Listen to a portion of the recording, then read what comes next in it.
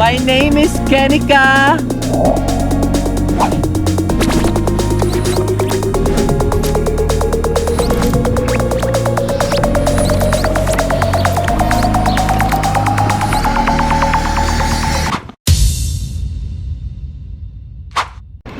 Hello dreamers! Ayan.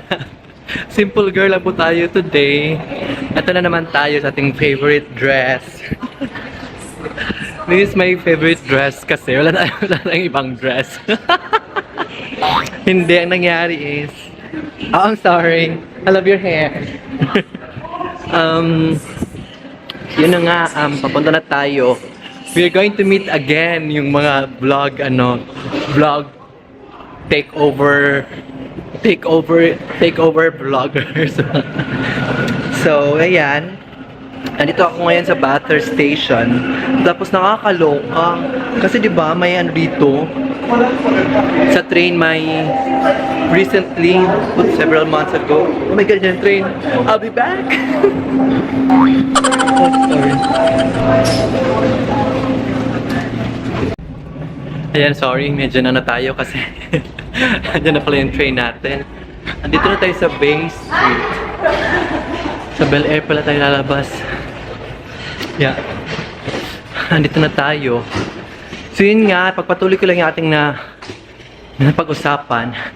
May karumal-dumal na nangyari sa train station. Tapos yung lalaki, parang inaway siya ng isang lalaki. Batas, syempre hindi siya nagpatinag. Ngayon, pag ano nila, nagka-ano sila. Tapos, na may altercation na nangyari. Eh, hindi naman niya alam na may dala palang kutsilyo. So, may talagang video para doon. And it's very, very kasi, dahil siguro sa, hiningal ako. Dahil siguro sa adrenaline. Dahil sa adrenaline siguro sa kanyang sa pag-away ba, hindi niya napansin na sinaksak na pala siya, so nagkadugo, ganun. So nakakatakot. Tapos may mga nangyari din ditong tinulak sa train station, so you have to be very careful and very vigilant sa mga train station.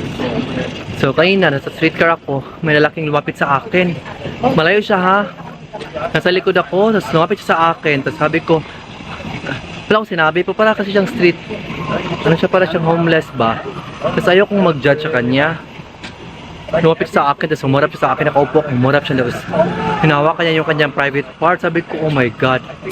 So, lumapit ako ng upuan. Diyos ko, sinundan niya ako. Natakot ako, so tumabi ako sa isang lalaki. Hindi na siya napunta. Anyway, baka mag-close sila ng oras na. Ay, maaga pa naman pala. Punta tayo dito sa The Ordinary. Kasi bibili tayo ng ating toning serum para sa ating beauty routine. So, let's check it out. Ayan, ito pala ay ayoko na, meron silang isang set. Ito, glycolic acid toning solution. Ito na yung ating bibilhin. Mura lang kasi siya. Magkano ba ito? $15. Tapos, niacinamide. Asa na po yung kanilang ay, set yan eh. Ayoko ng set. Madami dito actually. May wala silang alpha, meron tayong alpha arbutin. Wala dito. Hey darling, where's the niacinamide? It's on the other side. Oh, it's on the other side. Oh my god, dami pala nilang products. So we have the 120, 60, and the 30. Okay. 3 cents. It's very expensive. Oh my god.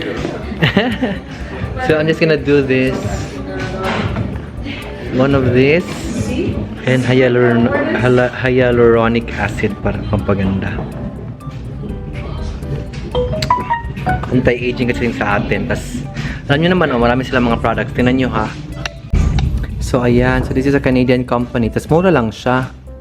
Ito all, $12 lang siya. Ayoko na mga ito. Meron akong Scolin cleanser before. Pero, ang dami na kasi. Tinatamad na ako. So, ito yung mga tatlo yun na ginagamit ko para sa aking beauty routine. So let's go on, bayaran muna natin. Meron din silang lactic acid tsaka salicylic acid. Para saan kaya yan? Let's go. Hello. Ayan, nandito na po tayo. ayan, nandito na po sila. Yung mga vlogger, takeover vloggers. Para sabihin yun. Pinagkita nila ako nakakaloka. Sabi ko, okay lang kung kayong dalawa maghintay kasi dalawa naman kayo. Pag ako lang mag-isa maghintay, para akong tanga nakaupo. Para akong pinag-iwanan ng panahon. Ayan na siya si Honey. Tapos saan ba si Sofia? Kumakain. Pasintabi po.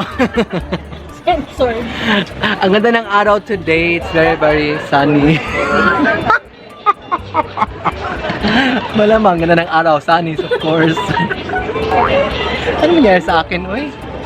Wait lang nga, magsiswisan muna kami. Ayan. So habang nagkakape kami, nitanim si Sofia, and then we had fun talking about our lives, updates sa mga pangyayari sa buhay natin, at yung mga eksena. And syempre, alam ko po na lahat tayo ay nagkakaroon ng mga kanya-kanyang opinion base sa mga pangyayari dun sa bahay ng Team Blended. But I think naman that silang dalawa, lahat naman sila ay may mga valid points, and lahat ng mga pinagagawa nila is valid din naman sa sitwasyon that they are into. And I appreciate all the comments, all the opinions, advices, and the suggestions, as well as recommendations and love coming from all of you. It's very nice to know, diba? Kasi it helps us get a more objective look of the situation. Kasi nababasa mo at nakikita mo yung mga comment at opinion ng iba. And although some are a little bit harsh, but alam naman nating lahat na we want nothing but the best for both of them, and we don't want them to see this as a way of attacking them. I don't want to attack Papi, and I don't want to attack my sister. And even though kahit na medyo biased naman talaga kahit papano, since I am a sister of Dico, wala tayong magagawa kasi it's a given fact. So I'm just reacting based on how I perceive the situation and what is my standpoint. Kasi syempre, para sa akin, it's very, very important naman talaga na we have to spend time and focus more our energy, our attention, and our dedication to our family. Now, sa lahat po ng mga may asawa, I'm not saying that we should prioritize our family because alam naman po natin na pamilya din po nila yung andun. They also have their own family to actually focus their attention to. So, maraming salamat po ulit sa lahat ng mga nagbigay ng kanilang mga advices. And, syempre, wala naman po tayong perfect na tao dito. Wala pong perfect na relationship, and there are no perfect individuals for perfect relationships. So, lahat naman po ng mga magagaling, lahat naman po ng mga ganda, lahat ng mga successful sa kanilang married life, they also have a lot of low times or, diba, low moments kagaya nito. So, this is a challenge for Papi and Ate, and I wish for nothing but the best for both of them. Hindi ko po ipagpapush na they would break their family. So, I am hoping and fervently praying po na sana mabigyan nila ng pagkakataon yung kanilang sarili, and they would hear themselves lay down their plans, lay down what they think is right, open communication, and treat each other right. Kasi naman, this is a learning opportunity po, hindi lamang po sa akin, hindi lamang po kay Ate, but also for Papi. So, everything here is a learning chance. It's an opportunity for us to learn from the mistakes that we made and move forward with what's better for me, for the family, for Papi, for Ate, and of course for Dico as well. Kasi kahit papano, even if he has made that very abrupt, unwanted, and unplanned decision na against talaga ako, I'm totally against it, but it has been done, and the damage has been done. It has been recorded, so might as well move forward and make the most of how we can be of help to him. Ganun na lang. Sa lahat naman po dyan, so nag-enjoy po tayo sa ating buhay dito sa Toronto. At grabe po yung ating mga pinagdaanan, grabe po yung ating mga pinuntahan ng mga agency. So marami akong napuntahang mga agency. Pero puro na lang promises yung binibigay sa akin. Nag-interview ako ng mga job, ng mga employers. Tapos hindi pa pala ready yung mga sponsorship. So medyo nagtatagilid ako tag-aalanganin. Kasi syempre magbabayad ako ng malaking pera, which is kailangan ko pang hanapin saan. And then hindi pa ako assured that the company will definitely sponsor my work permit. Parang ganon. So anyway, yun siya. Nag-enjoy muna kami dito. Get together kami para may ma-release ng stress at saka makapag-work at ng other advices din galing sa ibang tao on how we perceive the pathway para po makapag-stay tayo dito sa Canada and makapag-settle down. So, hindi po siya madali, especially for someone like me who is facing a very, very challenging life. And while I am starting over again from the pandemic. So, yun siya. Tuloy-tuloy mo na ang eksena natin.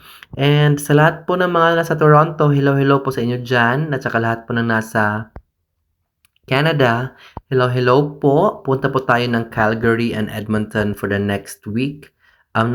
From Tuesday to Tuesday of next week. Yun po yung target natin. Ayan! Ayan! Hindi na po na...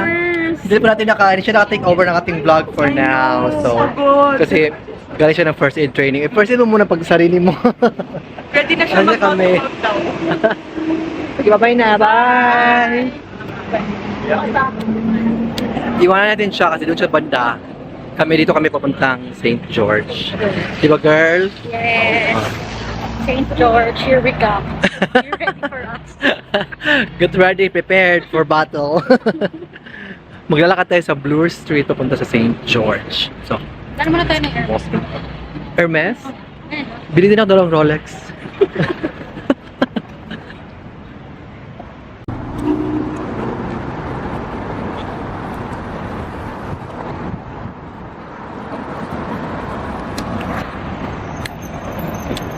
Dito tayo sa Queens, sa Avenue Road, tsaka Bloor. Harap natin yung Royal Ontario Museum. Grabe ka busy namin tao. It's a good thing. Ha? Picture ko. Saan? Kaya wala maraming tao eh. Ha? Yes, wala.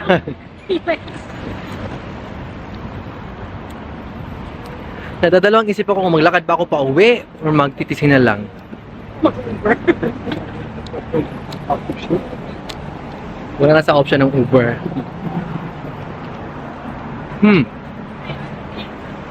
Tingnan nyo, ang ganda-ganda talaga, promise.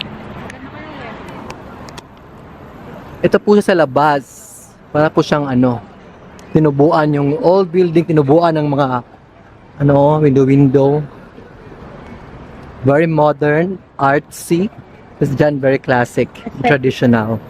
So, pasok po sa aesthetic na requirement. Ito yung clinic ko, be. May clinic, dito yung clinic ko. For blood work and all. Every 3 months. So we're gonna keep on walking on this side.